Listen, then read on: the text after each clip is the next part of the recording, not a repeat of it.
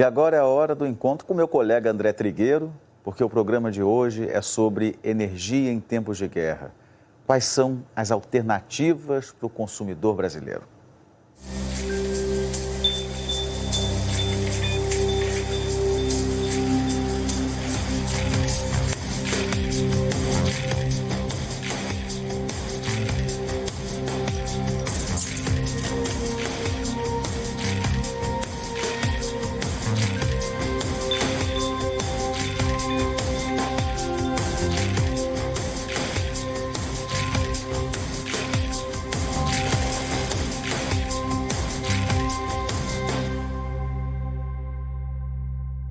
Olá, boa noite a todos.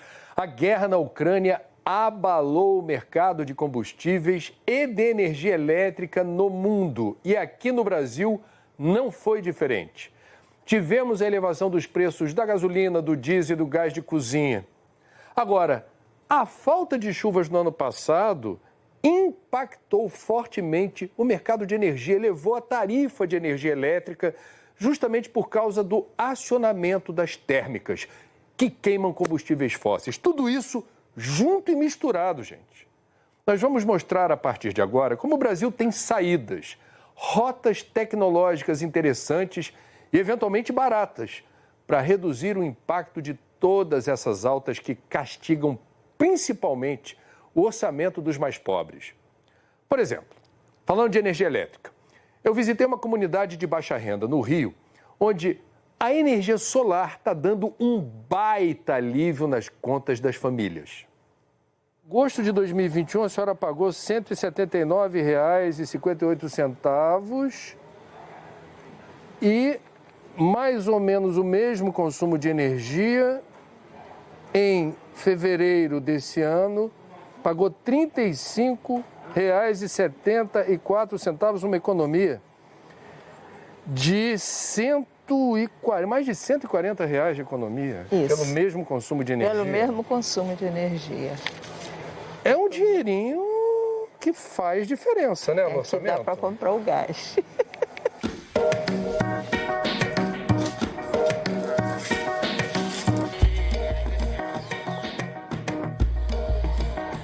Depois de subir muitas escadas e ladeiras, o Cidades e Soluções finalmente chegou aqui no alto do Morro da Babilônia, tradicional comunidade no bairro do Leme, na zona sul do Rio. Olha que paisagem.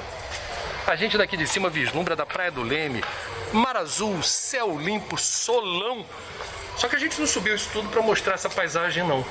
Cidades e Soluções de hoje vai revelar um dos mais importantes projetos solares instalados em comunidades de baixa renda no Brasil. A soma das placas fotovoltaicas instaladas aqui equivale a 250 metros quadrados. E isso é suficiente para abastecer com energia limpa, renovável e barata 34 famílias, 3 estabelecimentos comerciais e uma escola. Tem conta de luz aqui que chega aproximadamente até R$2.000. Então, quando a gente implementa aqui a primeira cooperativa de energia solar numa favela, a gente diz para o mundo que é possível energia solar nas áreas pobres. E que as soluções para a cidade do Brasil vai partir das periferias, vai partir das áreas pobres.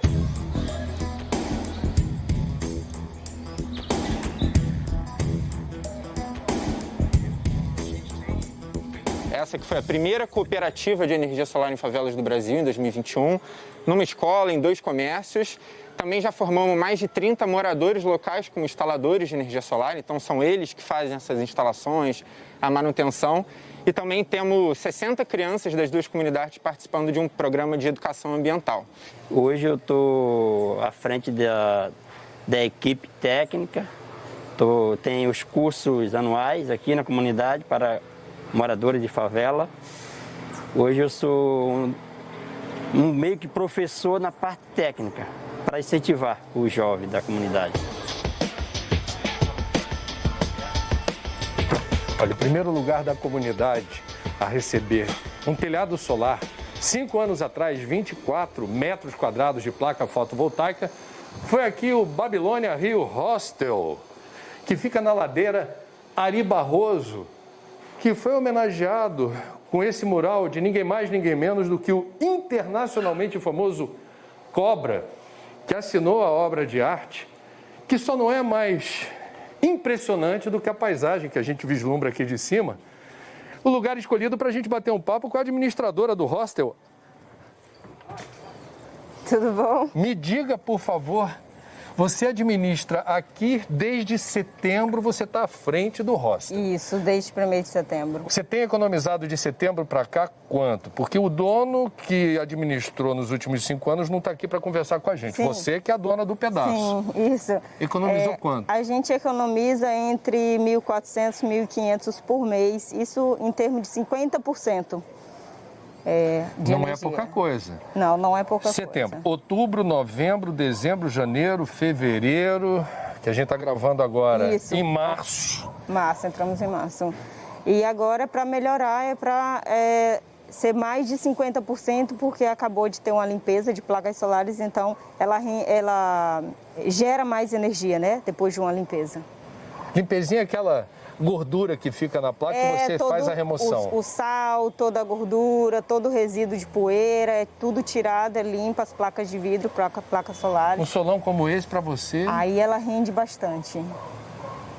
Recomenda? Recomendo as placas solares. Na comunidade faz sucesso isso? Não?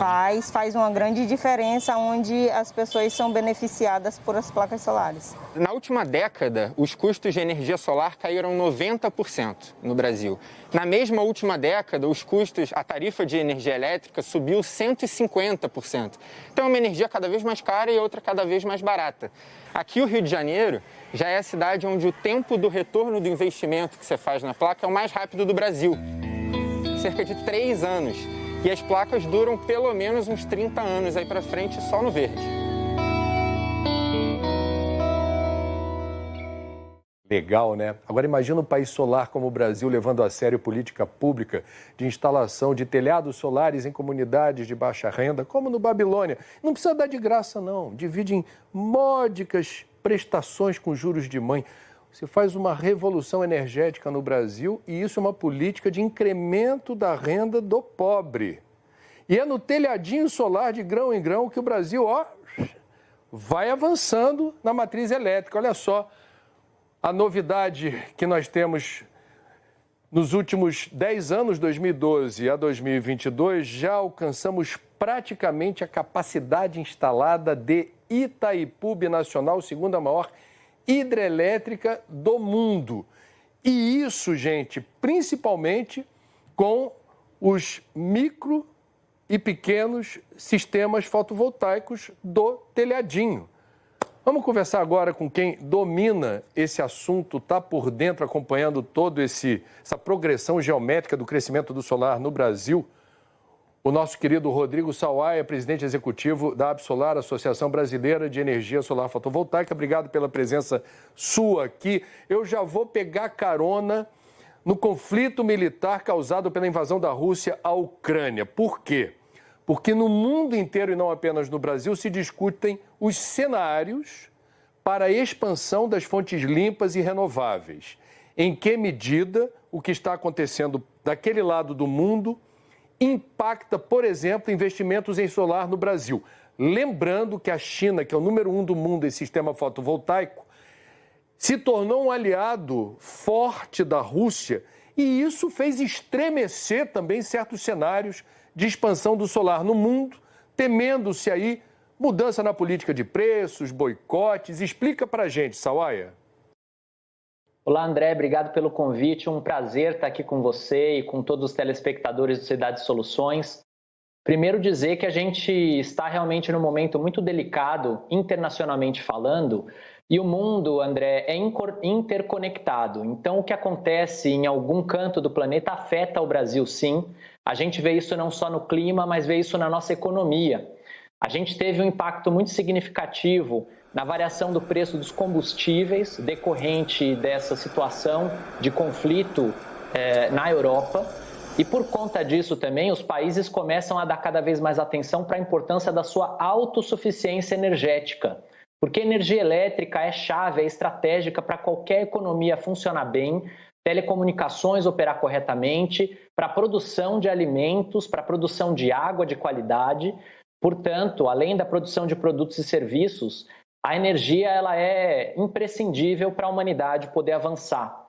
E diante da situação que a gente está vendo no mundo, os países começam agora a fazer um trabalho para poder buscar essa independência. E essa independência ela tem a vantagem de poder aproveitar os recursos que os países têm nas suas regiões. A energia solar, por ser um recurso democrático, acessível, distribuído no mundo inteiro, ela está disponível para países de norte a sul do planeta poderem aumentar a sua autonomia energética. E o preço da energia solar, como foi bem apontado na reportagem, a gente viu aí o uso dessa tecnologia, inclusive para as famílias de baixa renda, esse preço já caiu. O mito de que energia solar é coisa de rico caiu por terra. Rodrigo, numa resposta bem objetiva, se a gente tiver problemas de comprar os insumos chineses, que são importantes para o kit solar no Brasil, esse encarecimento poderia chegar, como alguns analistas dizem, até 300%? Para quem aqui está no Brasil e tem interesse em energia solar, a boa notícia é que os fabricantes e os fornecedores eles prepararam um estoque base desde o começo do ano, já esperando que esse fosse um dos melhores anos, na verdade o melhor ano da história da energia solar no Brasil. Então nós temos um colchão de segurança, mas nós precisamos acompanhar com muita atenção esses estoques, porque os custos logísticos podem aumentar e também os custos das matérias-primas, além da variação do câmbio. Por outro lado, a fábrica está ampliando a China está ampliando a capacidade produtiva das suas fábricas. E diante disso, a gente acredita sim que haverá condições de suprir a demanda do mundo crescente por energia solar. Desde o início de 2022, nós temos agora uma lei que garante o direito do consumidor de gerar e utilizar a sua própria energia limpa e renovável do sol, do vento, da biomassa, do biogás e de aproveitamentos hídricos de pequeno porte. É a lei número 14.300 de 2022. E a boa notícia, André, para quem nos escuta e nos acompanha agora, é que esse ano, até o início do ano que vem, os próximos meses, eles são os melhores meses para quem quer investir em energia solar no Brasil e nessas outras fontes renováveis. Então, se você está com interesse em reduzir a sua conta de luz, ajudar com a sustentabilidade do país, faça as contas agora, é um bom momento para você fazer uso dessa tecnologia. Agora é a melhor oportunidade no mercado disponível. Até o próximo recorde. Tudo de bom. Lembrando que há uma outra novidade também, que é a autorização expressa, hoje no Brasil, para usinas híbridas, com solar e eólico ocupando o mesmo território, o mesmo pedaço de terra, o que vai reduzir custos em relação, por exemplo, a licenciamento ambiental, e a transmissão se dá pela mesma rede do que for gerado com aerogerador, o catavento, e com as placas fotovoltaicas. É uma novidade deste ano de 2022. Estou indo, portanto, do solar para o vento e também entender os impactos para a energia eólica deste conflito militar na Ucrânia. Primeiro, vamos lembrar como é que está o vento brasileiro nesse momento. Olha, gente, cada vez que esse assunto chega às cidades, eu fico impressionado com o avanço dos números. 777 parques eólicos, 80% deles no Nordeste, a energia eólica presente em 12 estados, uma capacidade instalada de 21 gigawatts, o que é suficiente para abastecer de energia quase 30 milhões de residências, o que já representa 10% da geração no Sistema Integrado Nacional. É número de, eu diria, usina, de indústria grande. Eólica não é mais energia alternativa, tá? Não usem mais essa expressão. Eu vou chamar, então, para conversar com a gente, a Elbia Ganum, que é presidente executiva da Associação Brasileira de Energia Eólica. Elbia, obrigado pela sua presença aqui no Cidades e Soluções. Em primeiro lugar, eu queria também fazer a pergunta para você dos impactos deste conflito militar no leste europeu no que diz respeito ao mercado de eólica, insumos, questão cambial. Como é que você está registrando por aqui os efeitos desse conflito? André, obrigada pelo convite. É um prazer participar aqui do Cidades e Soluções e falar de um tema tão relevante que é energia renovável e agora se tornou mais relevante diante do cenário geopolítico. De fato, nós estamos olhando com muita atenção o que está acontecendo lá fora, teremos muitos desdobramentos no setor de energia, no setor de energias renováveis e também no Brasil, e esses desdobramentos serão de curtíssimo prazo, de curto prazo, médio prazo e longo prazo.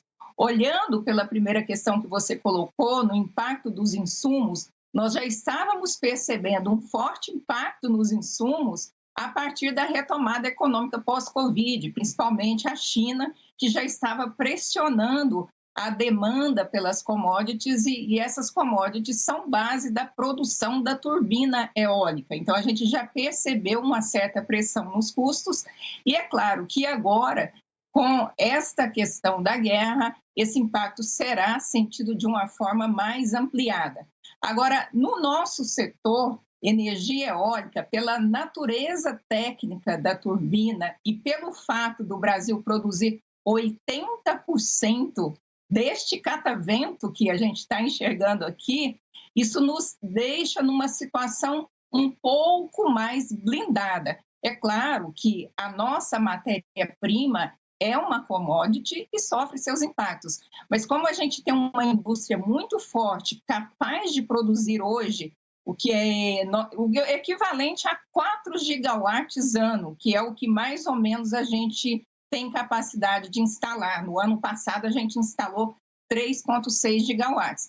Diante dessa grande capacidade da indústria, a gente fica menos vulnerável aos custos de produção e conseguimos organizar melhor a nossa indústria.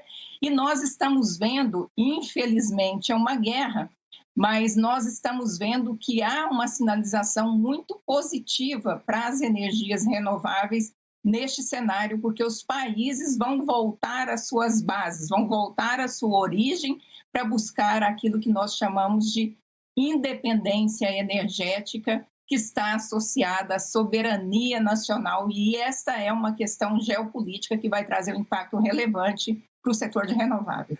Por enquanto, a gente é uma potência eólica só explorando energia do vento em terra firme, mas já abrimos caminho para o mar da exploração da energia eólica offshore. Eu quero que você fale sobre isso, porque até onde eu entendi essa história, no mundo inteiro, quem explora energia eólica em alto mar, digamos, a capacidade instalada, a energia gerada, ela se dá numa proporção muito maior. E eu queria que você dissesse concretamente o que mudou nesse cenário. A gente vai começar a ter investimento em energia eólica em alto mar quando?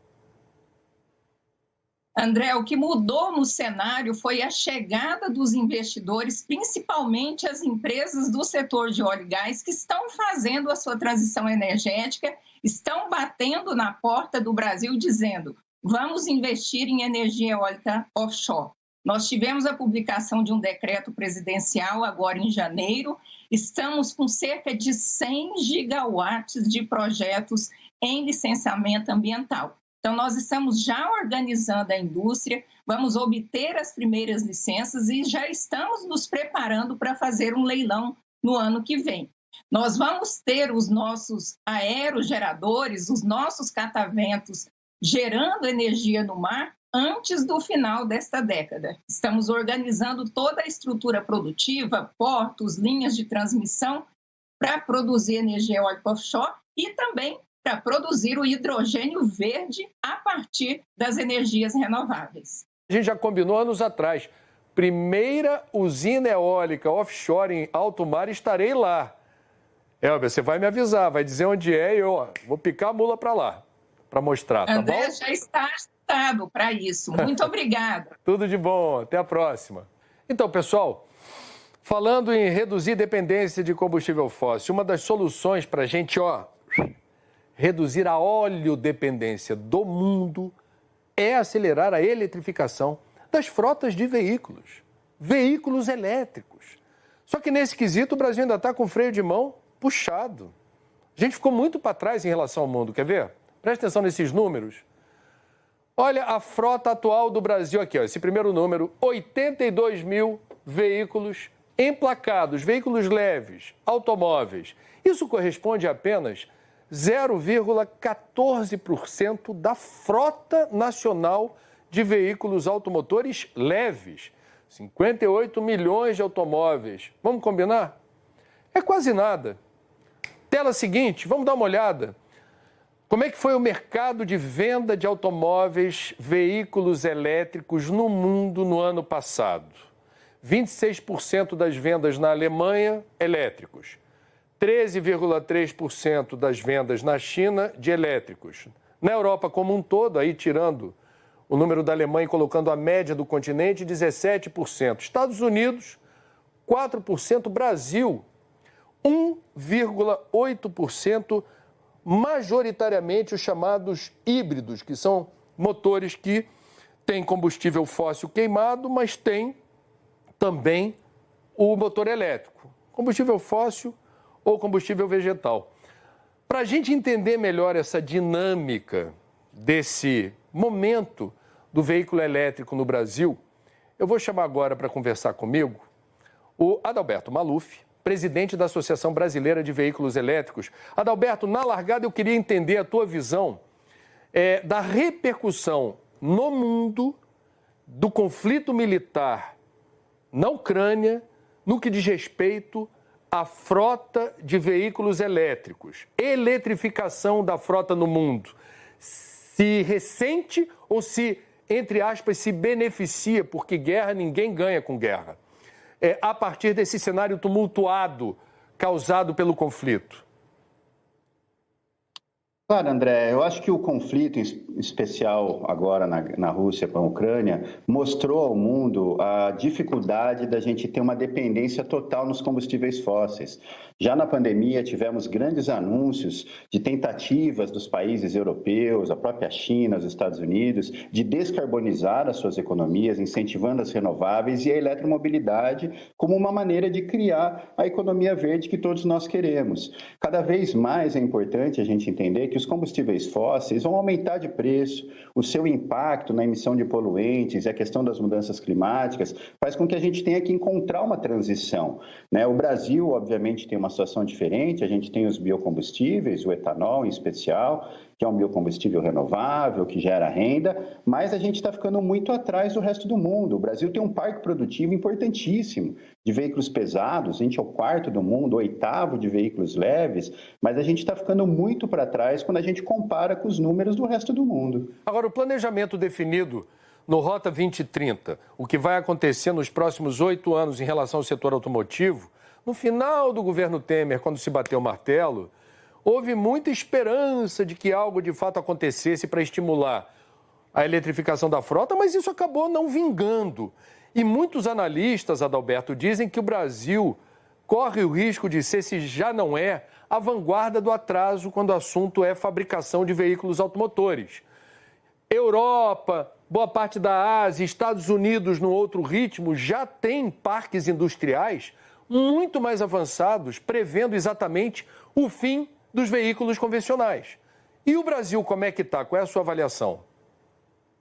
É verdade, André. Eu participei das negociações do Rota 2030 e o plano feito pela área técnica, na época dos Ministérios da Indústria, de Ciência e Tecnologia, Ministério de Minas e Energia, era de colocar o Brasil, inserir o Brasil nessas grandes transformações mundiais. Mas, infelizmente, né, no fim das contas, o governo reduziu muito a sua ambição, tirou a maior parte dos incentivos de pesquisa, desenvolvimento, para os elétricos puros, em especial, né, para os híbridos plug-in. O Brasil se contentou em ter somente o veículo flex.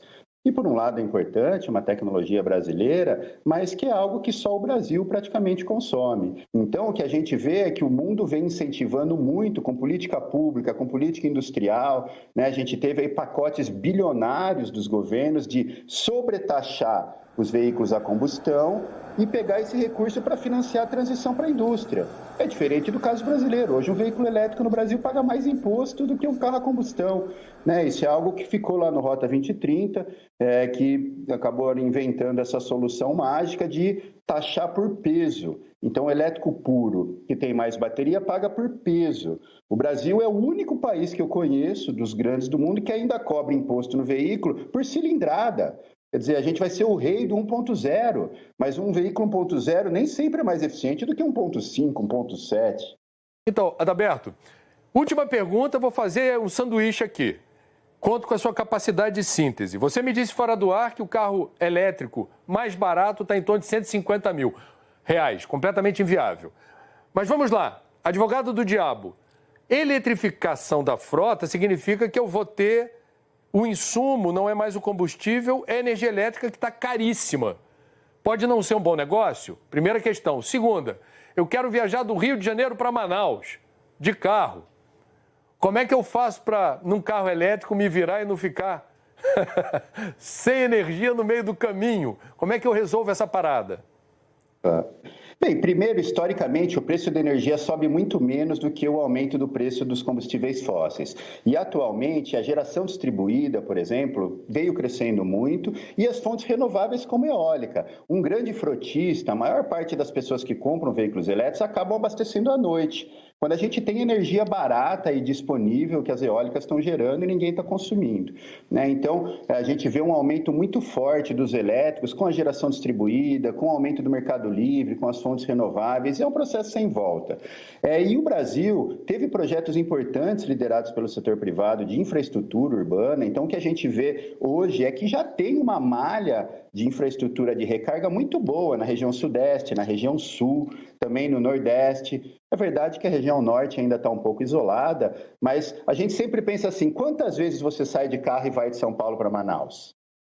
Muito poucas na sua vida, né? Então, a maior parte das viagens de São Paulo para Belo Horizonte, São Paulo para o Rio, São Paulo para Curitiba, você vai sair de Fortaleza, vai para Salvador, de Recife, você vai para João Pessoa. Hoje já tem uma infraestrutura muito boa. E lembrando, 80%, 90% das recargas é feito na residência das pessoas. Quando a gente vai dormir, você coloca lá. Primeiro, porque é mais barato, né? Segundo, porque é uma maneira de aperfeiçoar e dar eficiência para a rede elétrica. O carro elétrico ele vai ser o centro de uma nova economia, muito mais digital, descentralizada, que vai inclusive empoderar o consumidor a saber quanto ele gasta de energia, que horas ele gasta energia, quanto custa para ele gerar a própria energia, que horas ele deve consumir a energia. Então é um processo sem volta a nível mundial e eu tenho certeza que o Brasil tem que se inserir nisso para que a gente possa fazer parte dessas cadeias produtivas globais. Então, pessoal, no programa de hoje, como você viu, compartilhamos muitas informações repercutindo com os representantes do setor da energia solar, da energia eólica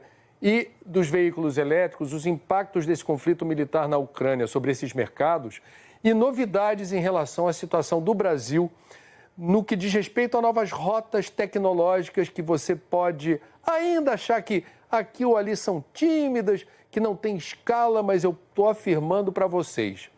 O futuro, no Brasil e no mundo, passa pelos temas que a gente tratou no programa de hoje. Até domingo que vem.